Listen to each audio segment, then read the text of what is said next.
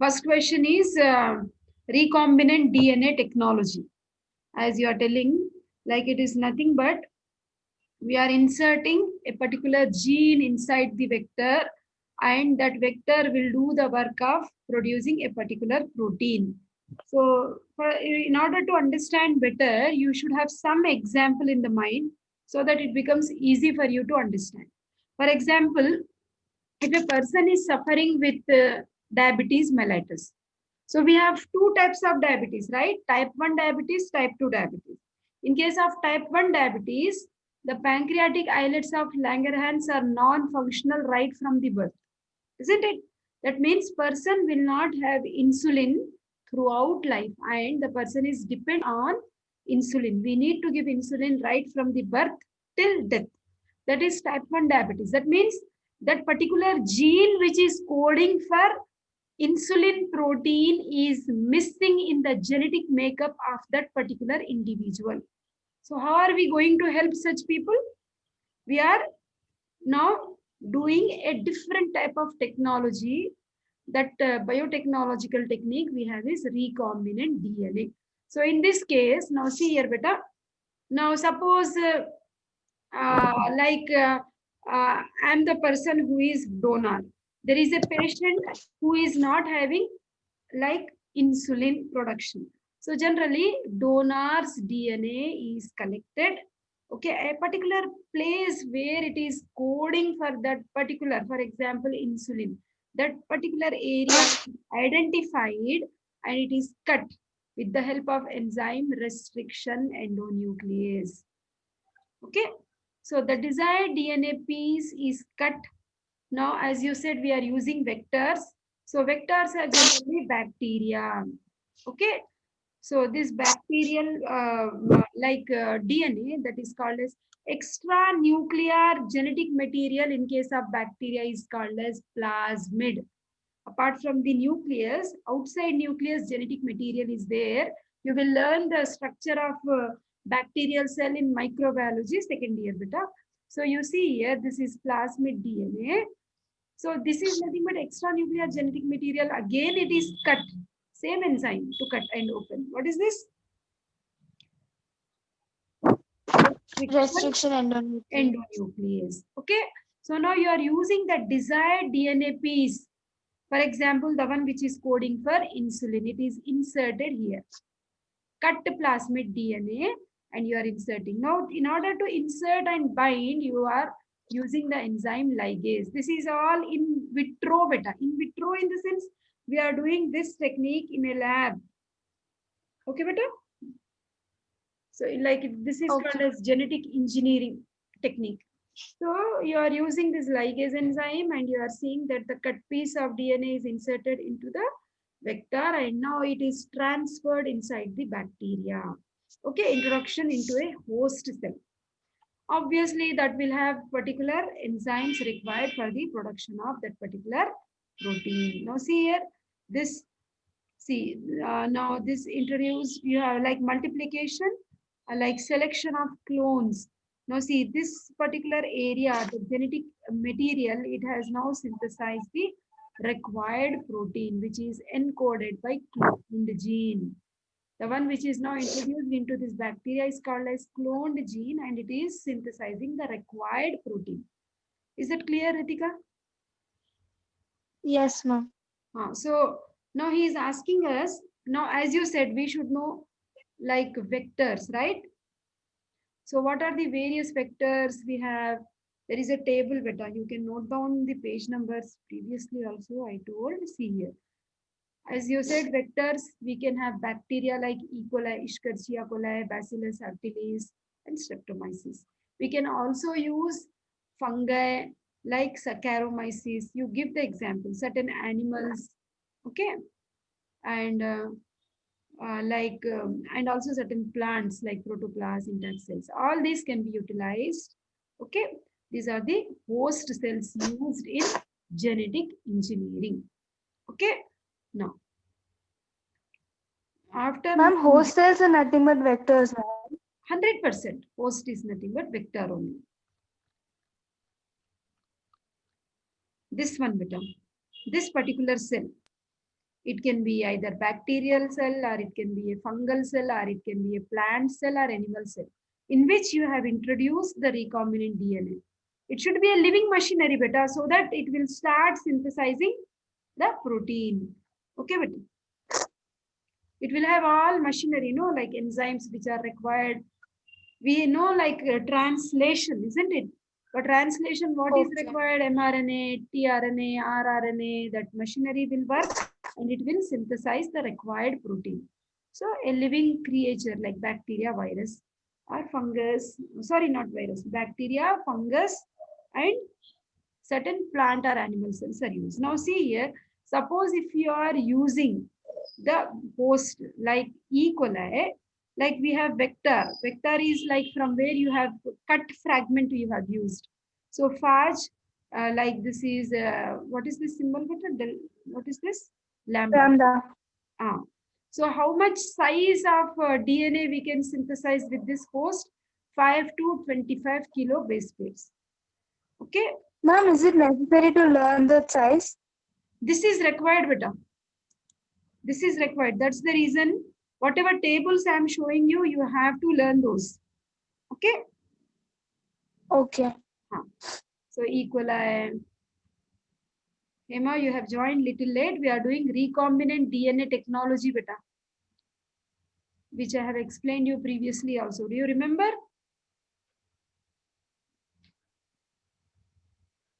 Hema has joined, right? Okay. So these are the host. So E. coli, so any bacteria, and these are the cut vector. That means here you will get a clear idea which one is vector and which is the cell we are using. Vector is the cut. This one is vector. Okay. Cut plasmid DNA and you have introduced desired DNA piece. Okay.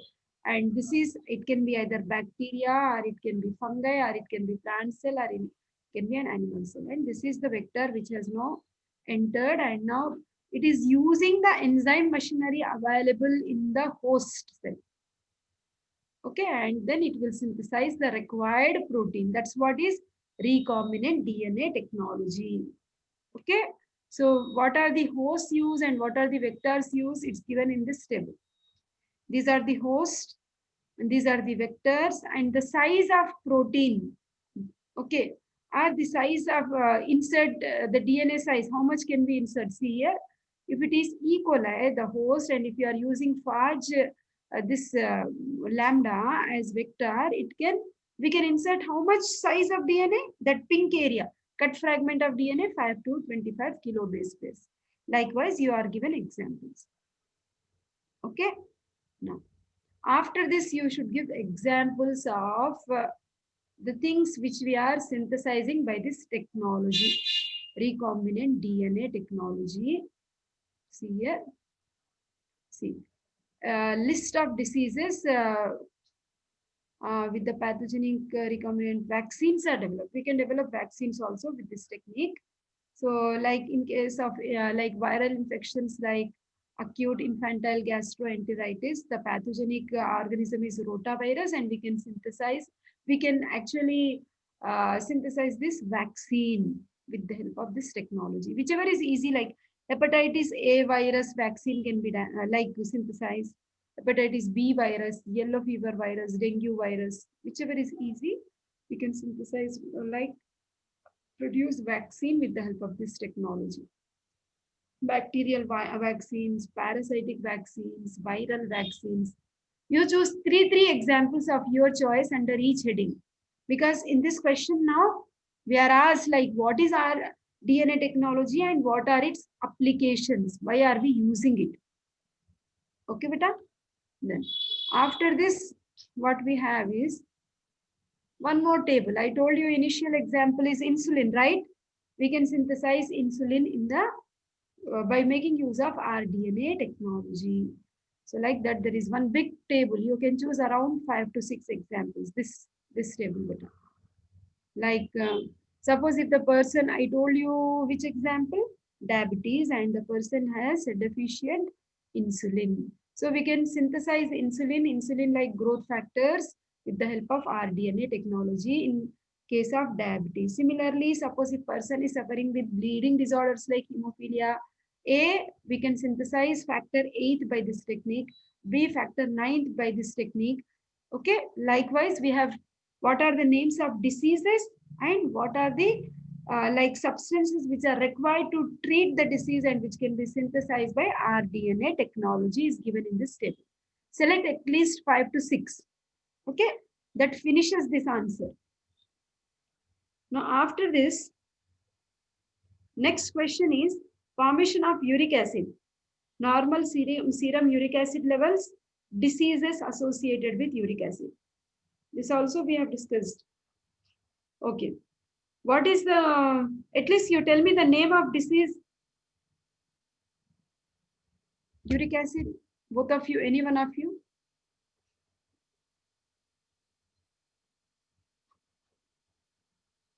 Ritika, Emma? Uric acid production, if it is excess, it will lead to Gout. yes, beta? Gout. Gout. Very good. Very good. Okay. What do you see in case of gout? Where do you see the uric acid crystals are accumulated when the patient comes to you? Now we have clinical framing of question, right? So how do you identify that, yeah, the person, how do you suspect where is this uric acid crystals getting deposited? In the joints, especially great toe, big toe of leg, it gets deviated medially. Okay. Now see here, beta. Now first part of the question is production of uric acid, for which you have to be thorough with this flowchart. Okay. Adenosine, AMP, IMP, GMP. Any of this, you will see in the presence of nucleotidase, AMP is converted to adenosine, IMP to inosine, GMP to guanosine.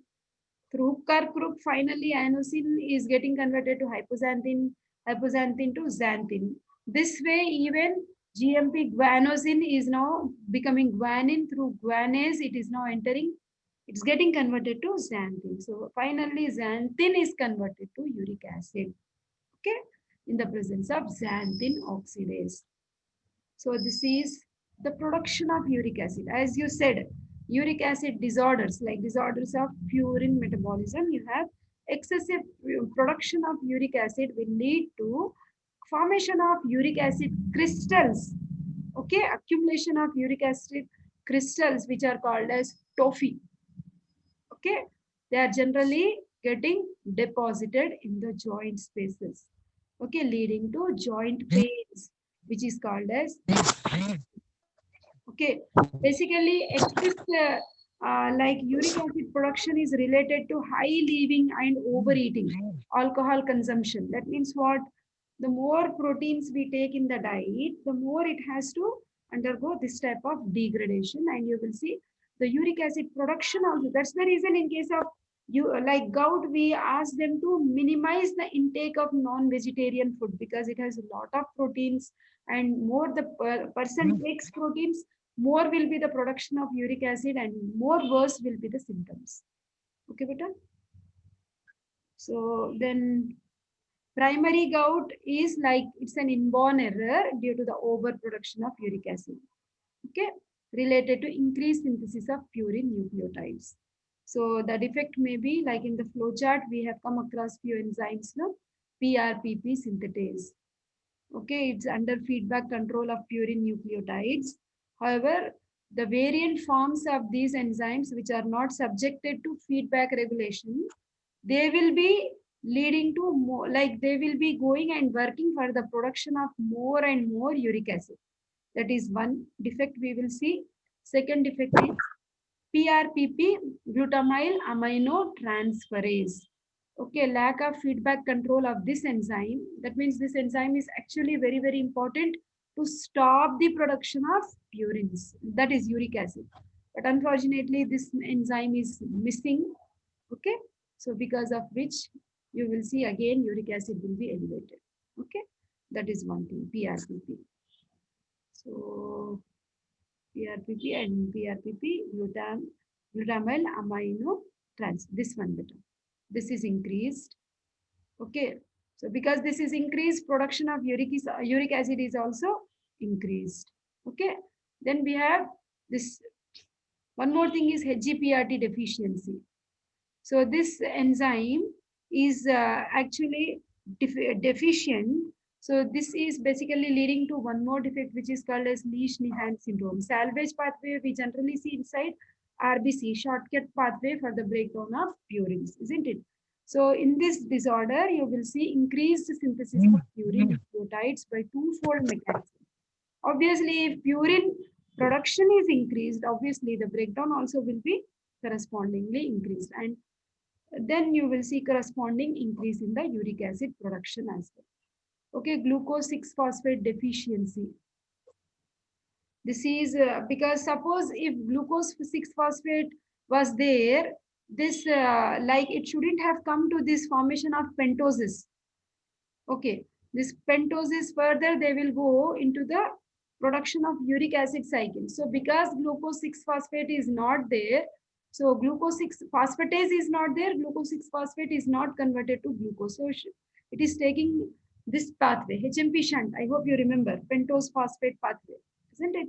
So in that way, through series of steps, finally it is again entering into the cycle of purine degradation metabolism, leading to excessive production of uric acid.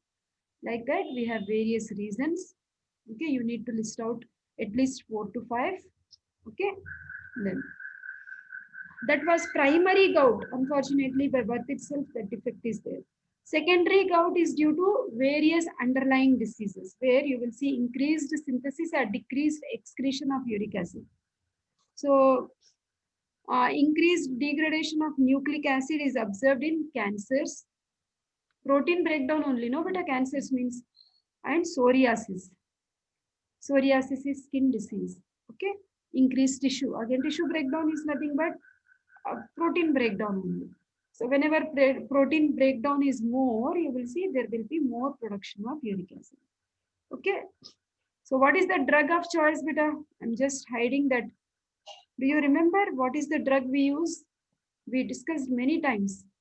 This last step we can arrest with the help of, I'm trying to hide, but that is only being focused everywhere. Allopurinol.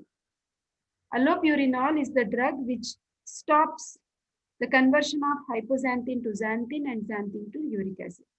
Okay, it is like a competitive inhibition. It does, like it is not allowing the xanthine oxidase to convert the hypoxanthine to uric acid. That's how we can control gout. Okay, beta? So this is all what you have to talk about this section.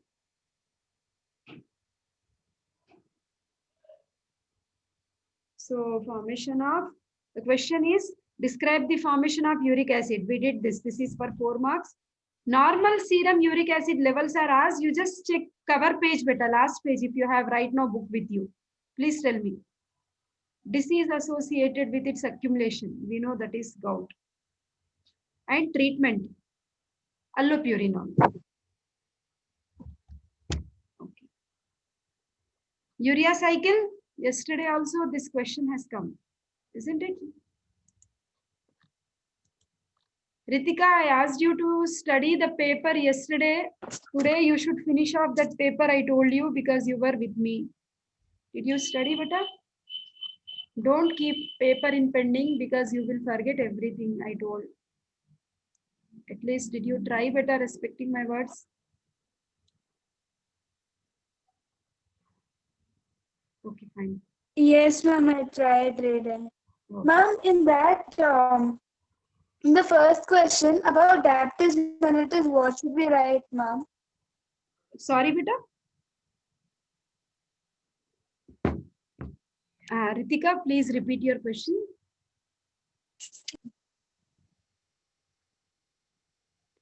Ma'am, the first question yesterday about starvation.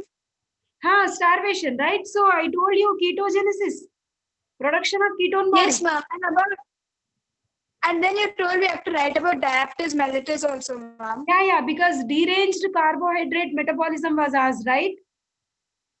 He has asked Yes, ma'am. carbohydrate metabolism and also lipid metabolism. So when you're talking about carbohydrate metabolism, obviously you have to talk about diabetes because insulin is deficient there. Because insulin is deficient, poor thing glucose is unable to reach tissues. So tissues are now starting to utilize fatty acids in place of glucose. That's what I told you yesterday. Okay? Okay. Okay, ma'am. Huh. But is diabetes mellitus related to starvation, ma'am? 100% beta. See, you didn't read ketogenesis. Actually, even if you didn't read also, I think 10 to so many times I told you. See, whether it is diabetes mellitus, whether it is starvation, whether it is fasting. Under these three conditions, in case of diabetes, insulin is not there. In case of starvation, food is not there. From where glucose will come? In case of fasting also, glucose is not available. You are not taking in the diet. So in all these three circumstances, the cells should depend on fatty acids. Glucose is not reaching cell. Is that clear, Ritika? Okay, ma'am. Poor things, cells, they love to eat only glucose. They depend on glucose, preferably. We are South Indians, we prefer eating rice, no? But suppose if we go for a trip North India, we are forced to eat chapati or something. Though we eat, but still we are not satisfied or something like that. Our cells are fond of glucose. But due to non-availability of glucose, cells are forced to use fatty acids for production of energy, ATP. Okay? When once the cell starts utilizing fatty acids, it will produce ketone bodies. Okay, beta? Okay, ma'am. I clearly explained you yesterday also. Okay, read once, you will understand. Okay, beta, for urea cycle, you have to study this flowchart, beta. So basically, like amino acids, like proteins are degraded by the mechanism. Like finally, the last product, the safe product, which is synthesized after the degradation of amino acids is urea. Urea is the safe end product which is handled by the kidney and excreted in urine. So this is the ammonium ion which has come out through transamination and deamination. Okay, this is combining with carbon dioxide and finally through series of steps it is converted to urea. Okay, just learn this cycle. You need not learn the formulas, just write the names of substrates and enzymes involved, oxidoreduction reaction, ATPs involved, everything you should write. Okay, so that is urea cycle. Yesterday also same question came. Okay, nucleosomes. Does anybody remember what are nucleosomes?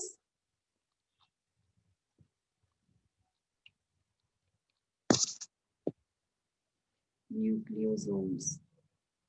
It's better we go this way only, better because we don't get meanwhile. Yes, ma'am, I open. Okay, thank you, beta. See, nucleosome. Nucleus contains DNA. We know it is the genetic information. Eukaryotic DNA is associated with basic proteins, that is histones in the ratio 1:1, and they are forming nucleosomes. Assembly of nucleosomes is nothing but chromatin fibers that will be forming the chromosomes. Okay, that means the DNA is made up of histone proteins. All histone proteins together, they are called as nucleosomes, beta. All nucleosomes together, further they form chromatin fibers. They are nothing but chromosomes. What is given in the other page, beta? Read out. Each core with 2 turns of DNA wrapped around it is termed as nucleosome, the basic unit of chromatin.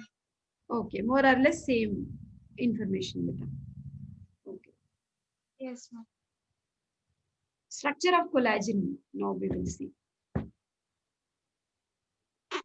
See, we know collagen is a protein, right? Our muscle fibers are made up of collagen, isn't it? We have different types of collagen fibers, which are right from the basement membrane till the bone, teeth, nail, muscle. Every protein is made up of collagen. So we have collagen is the most abundant protein, which is making almost 1/3 of total body protein matter. So functions, it gives strength, support to body tissues. These points are quite easy. Okay, collagen, I'll show you the structure because structures. So in case of histology, generally we come across this Roman numbers, type 1 collagen, type 2 collagen, type 3, type 4, and type 5. The 5 different types of collagen fibers. Okay. So the hardest ones are generally type 1, which are basically found in skin and bone. The softest one are type 5 collagens. They are generally found in the basement membrane over which cells will be resting. Now our question is structure of collagen, right? So structure of collagen, now see here. So collagen is made up of so many fibrils. Okay, they are shown in the form. It's a protein beta basically. Protein means collagen is a protein. That means it is made up of amino acids. Like any other protein, like what is the other insulin structure if you remember. It's also a protein. Hormones are proteins, isn't it? Like that, even collagen is a protein. So it is made up of so many fibrils and this is the structure of collagen molecule. If you just check the thickness around 300 nanometers, you will see it is having so many coils. Okay, like 1 or 2 or 3 coils. It's a polypeptide chain. Okay, amino acid sequence are like so to remember all amino acids, it becomes difficult. No, glycine, glycine, glycine is shown. Okay, we will see once. See, all types of collagen fibers are triple helical beta. From this picture, you can make out, no? Blue line, pink line, and black line, triple helical. Okay. Then type 1, mature collagen contains how many amino acids? 1,000 amino acids. Triple helical chain. 3 similar polypeptide chains which are twisted around each other. Okay, and they are forming this rod-like structure finally. Okay, so if you read, taking the help of this picture, it becomes easy for you to understand it. Okay, so why glycine is shown in this structure below? Because 1/3 of the amino acids in this 1,000 amino acids, that means around 350 amino acids are contributed by glycine. The other, every third amino acid is generally glycine. Okay. So other than that, we have other amino acids like proline, hydroxyproline. So different amino acids are there. So triple helical structure of collagen is stabilized by extensive network of hydrogen bonds. If you remember secondary structure of proteins, tertiary structure of proteins, everywhere protein is a protein only, no? But from that van der Waals forces we have seen hydrogen bonds, covalent bonds, hydrophobic reactions, all same thing is given. If you can recollect that structure, you can apply that knowledge here also. Okay. So the more the number of bonds, the more is the strength of collagen fibers. Okay.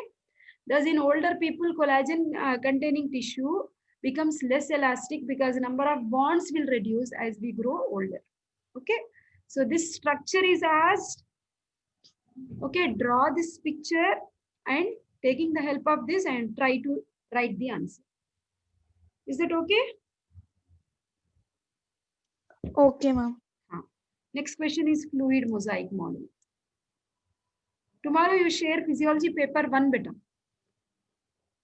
Okay, I may ma'am. forget. You please remind me.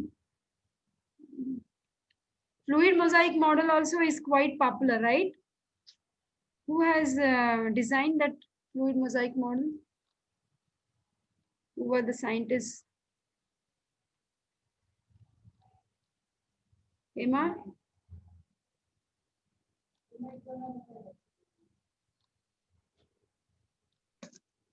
Singer and Nicholson, isn't it?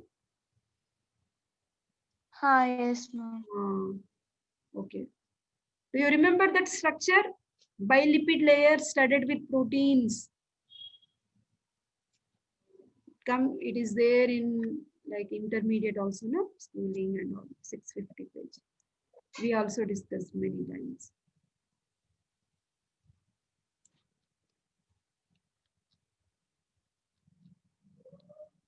Try to read this paper before tomorrow 5 p.m. You should finish it up. Then it becomes easy for you, beta. see, this is fluid mosaic model. Okay, this is the membrane, cell membrane structure. Okay, so this cell membrane structure was proposed by Singer and Nicholson. Okay, the most accepted structure this is. Okay, so you are finding this is bilipid layer. Okay, this green balls, whatever you see, this is bilipid layer. In between, whatever pink things are shown, this is protein. Okay, the protein is studied. Just a minute. So this structure we have to discuss better. Okay? So that is fluid mosaic model. So this makes the the Now, should we semi-permeability. draw this diagram also? Yes, beta. This is only very important. This is the thing uh, which is very important, which attracts the examiner to give you more marks. Even if you write few points also, this structure will make the examiner understand like you know about this. Okay. Okay, ma'am. Uh, what Ma'am, are and the coloring is also necessary. color is your optional beta. But if you can use same colors, it will Okay, be ma'am. more catchy for the examiner. Oh, okay, There is ma'am. no color code like in anatomy beta here. Okay, ma'am. Plasma proteins chapter. Can you recollect any function of albumin? Now, next question is Osmotic pressure. plasma proteins 182. Yes, beta? Osmotic pressure. Excellent. You are hitting the target. The main chief function is osmotic pressure regulation. Okay. Where do we require this osmotic pressure?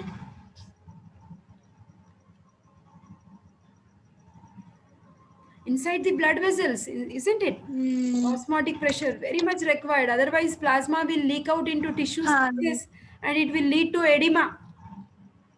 No? Generally, that's what we see in case of kwashiorkor. yes, ma'am. Kwashiorkor protein deficiency is there, isn't it?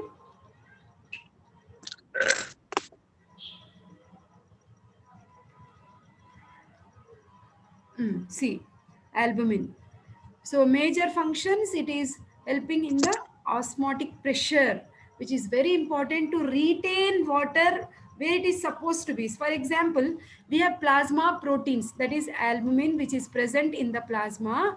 It is very important to retain water inside the blood vessels. Okay, so that there is no edema. They also give nutritive function and they also act as buffers. Do you remember plasma proteins? They act as blood buffers, isn't it? So you just write the normal plasma concentration, molecular weight. They also albumin binds with thyroxine hormone and it helps in the transport. Okay, beta? That is about this.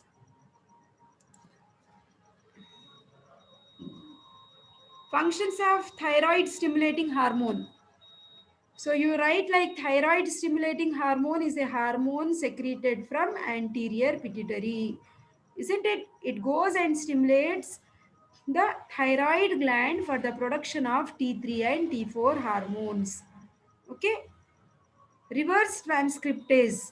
Reverse transcriptase is an enzyme which is found in certain viruses from where you will see RNA is synthesizing DNA. Basically, in human cells, we will see DNA will synthesize RNA by the mechanism of transcription. Whereas, in case of certain viruses, there is an enzyme reverse transcriptase.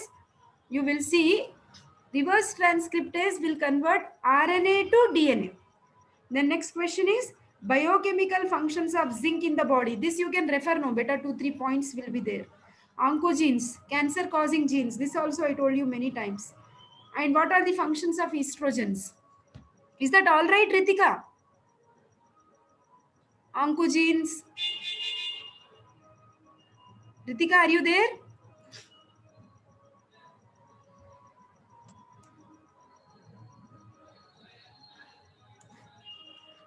Yes, ma'am. We discussed many times oncogenes, that table is there, beta, isn't it? Yes, ma'am. What are the functions of estrogen?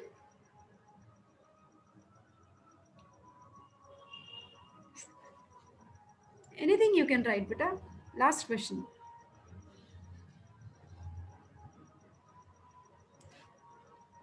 Huh.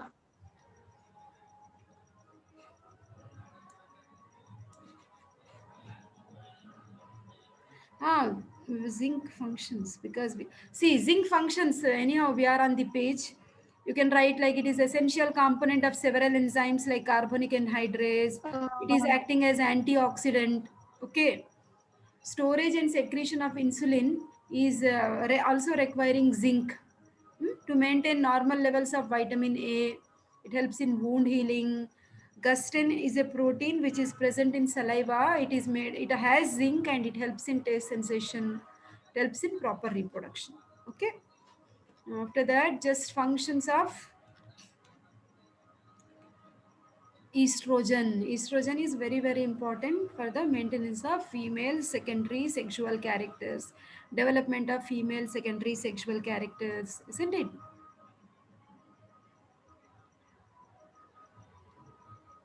Let us see what is given here in terms of biochemistry.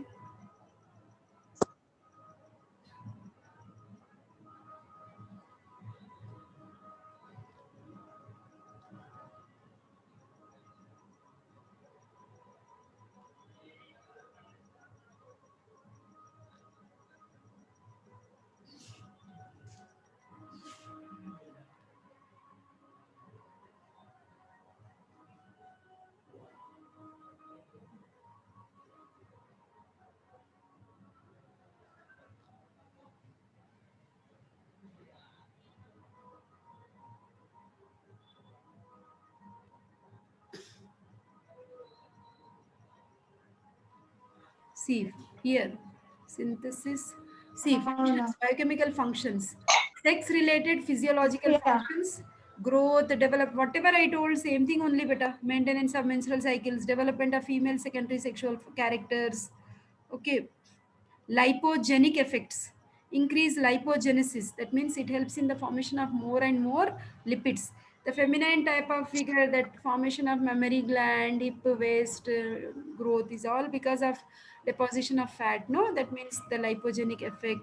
It increases the cholesterol, like actually it reduces the cholesterol, very good, because as long as estrogen is present in the body, usually females will have low risk of developing cardiovascular diseases. After menopause, you will see cholesterol levels will rise in blood, it will lead to atherosclerosis leading to heart diseases. Okay, so it is also having anabolic effect. Okay, that means synthesis of many proteins. It helps in the formation of bone growth. Okay, uh, it is activating trans hydrogenase, which is capable of transferring reducing equivalents NADP, NADPH. Okay, so that is all better. I hope oncogenes table you can check for yourself. Ritika, are you there with me? Yes, ma'am. Huh. Check the oncogenes, beta. There is a table, right? Yes, ma'am. Okay. So should I stop here?